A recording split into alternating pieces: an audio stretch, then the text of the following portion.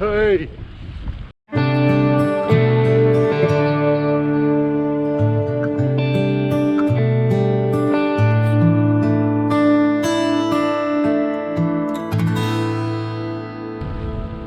Hello! This is Loughley in the Angus Glens in Glen Esk, and my goodness, it is icy. I'm having to be really careful trying to pick my route along here, as I'm hoping for some fairly sort of stark, brutal landscape photography, and hopefully some wildlife, although we'll see what happens. I think a lot of things will be hunkering down out of this wind, which is quite sensible. Right, so last time I was here I took some images of these this ruined building behind me. There's actually quite a few buildings up here. So I'm now in the Invermark estate, and it is windy, so I apologise for the noise. But a strange question, I've just been looking at the map. That hill up there is called the Bride's Bed. Don't know why. Maybe I should have a look.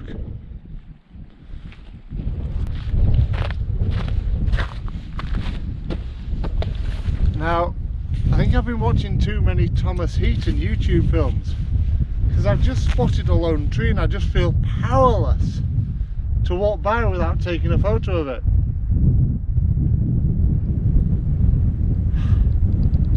Influencers, these damned influencers.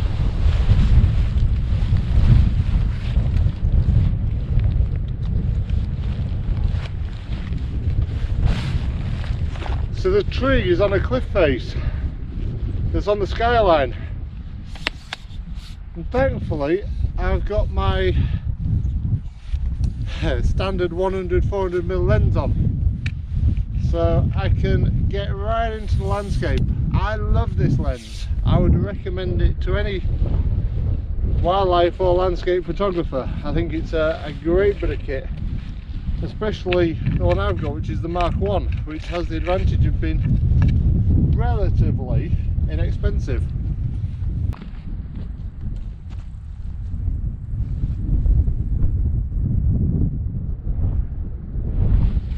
Now, one thing I've done is to quite significantly increase the ISO up to 800. I mean, 800 is what I use for wildlife anyway, but it is windy, as you'll be able to hear, if you can hear me at all. So what I'm doing now, I've found a composition I really like, where I've got a vertical mountainside coming this way, which is more or less black, and there's a steep mountainside in the background going up this way, which is more or less white. Now the cloud's going over quickly, and what I'm hoping to get is the background behind the tree to turn blue. So I'm going to wait for a little while and see if that happens, and probably put on a hat, because it's cold. It's really cold.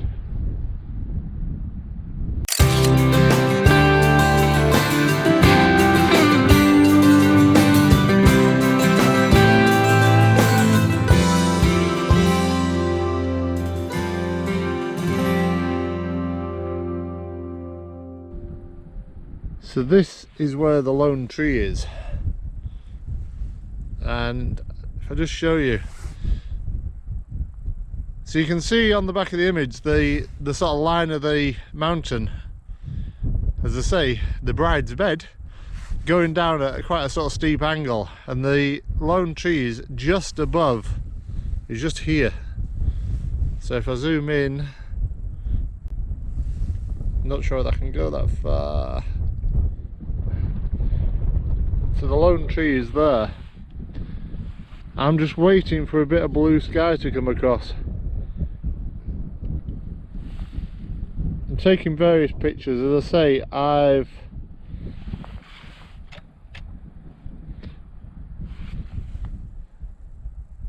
set it now to ISO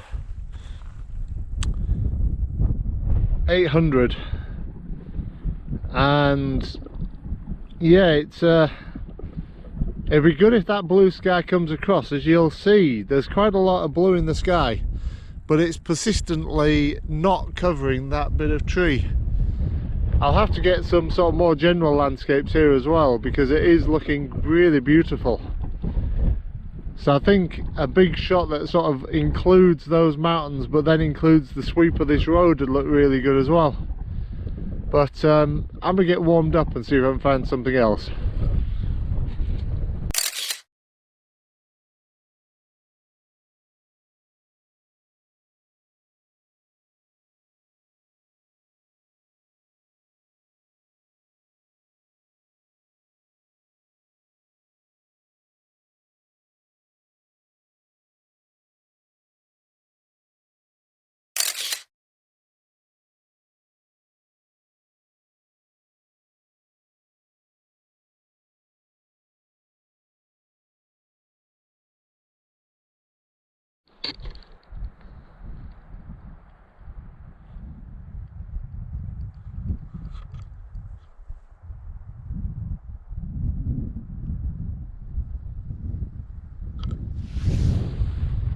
Well, I'm just having a break, bite to eat.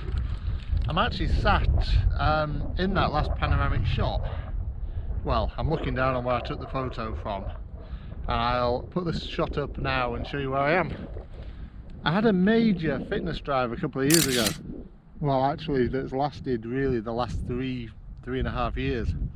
And now I have a habit of sort of seeing a hill and going, ooh, I wonder what's at the top of that, and then just going straight up the hill, which is what I've done just now.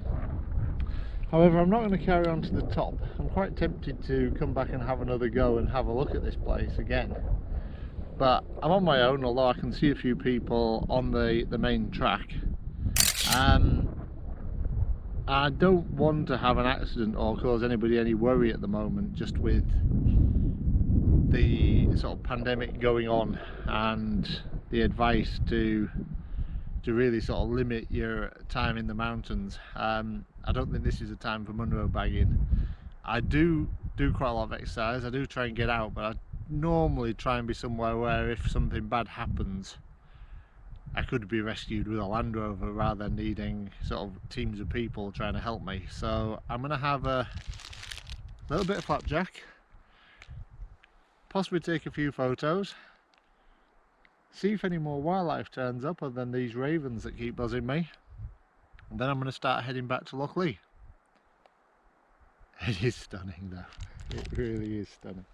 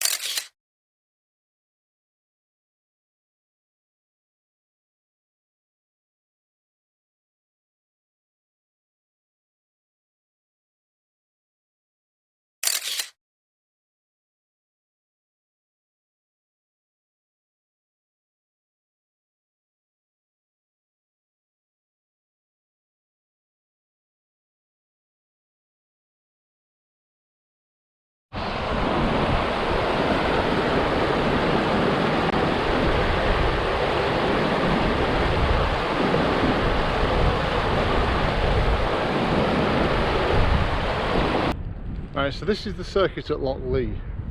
Behind me is that wonderful waterfall, which I'll come back to at different times of the year. It wasn't a good one to photograph today, but in the future I'll certainly be back.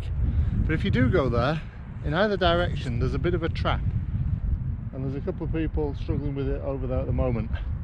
There's two paths to the waterfall. One is rocky, involves climbing a bit of a hill, and today is a sort of slippery, icy track. There's also a route used by vehicles, by sort of big 4x4s, and it's lovely, it's flat, it heads straight to the falls, much shorter. However, two people today, and I admit myself when I came back here in the summer and took this picture of Ollie, yeah, you hit the river and discover you can't cross, so you have to then go all the way back or try and find a way across. So there's a couple of people down there now. There's a couple of people I spotted earlier on. Go over the proper bridge, it's shown on the OS maps, and then walk on the track that goes along the side of the hill. Don't try and follow the vehicle route unless it's an absolute drought or you like wading across rivers. I'll carry on.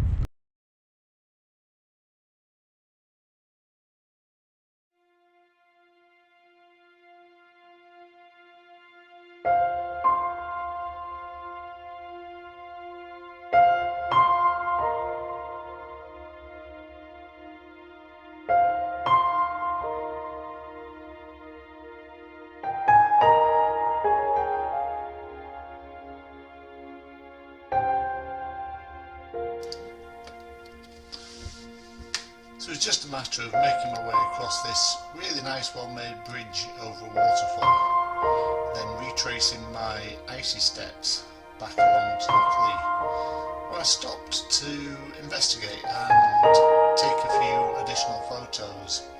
This one being particularly pleasing, looking at the curve of the river and the small boathouse. This is somewhere that I'll explore again. Back at the car, I headed down the Glen and spotted some dark clouds over the snow. So I had a bit of an explore and found this place, and I was quite happy, but I realised that I needed to add a bit of colour to the scene. And the only way to do that was to set the interval timer and add my blue jacket to the photo. I also managed to find a really quite pleasing tree with a nice dark background. So I spent a bit of time on this bank trying to sort of isolate it, and decided eventually that a square crop would work best. I'm always looking for photos that show different ways of life, different things happening, and this field of green veg caught my eye in this snowy landscape with the old abandoned farm, so I spent a bit of time here. So I hope you enjoyed this film. If you did, please like and subscribe for more content. I always appreciate it. And thank you so much for watching. All the best. Bye.